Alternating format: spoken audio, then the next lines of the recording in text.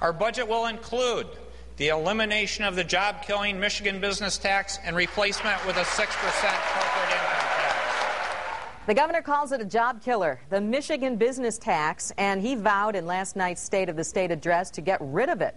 So what's so bad about the Michigan business tax? Andrew Johnston is Director of Legislative Affairs with the Grand Rapids Chamber of Commerce, joining us to talk more about that tonight. Thank you for joining us. Hey, good evening. And you said you just got a couple of calls about this. I just got an email from a local business who's upset about the Michigan business tax, so I'm sure they're really happy to see the governor call for its elimination yesterday. Well, let's talk about it first of all. What is it?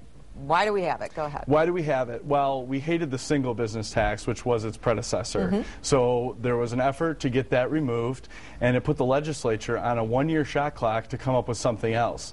And what they came up with was a Michigan business tax, which essentially was a single business tax, but just flipped upside down.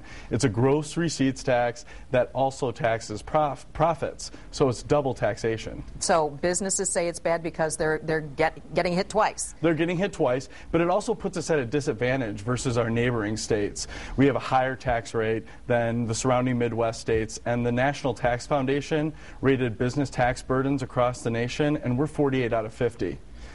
So it makes it tough. Well, and given our economy, we can't compete with being 48 out of 50 with a business tax like the MBT. So what, though, do businesses want to see replace something like this? What do businesses want to see? How do they want this to work? Well, we want to see something that's going to jumpstart the economy and really put that "we're open for business" sign on Michigan's front door. We want to see a low rate and a broad-based tax that's going to be easy to compute. So what happens when this whole thing goes away then? If it goes away and we see something else come into play, is it something that businesses feel like anything can be better, or is it something specific that they... Well, that's what we thought last time, and we found out that anything is not better than the predecessor. So we have to get it right this time. We are, at the Chamber, we're really looking at what the process is going to be to replace it. You know, the corporate income tax has been talked about. We want to see more of those details in writing, but at first glance, we like the simple nature of a corporate income tax. Okay, so the Chamber's position is this. Yeah,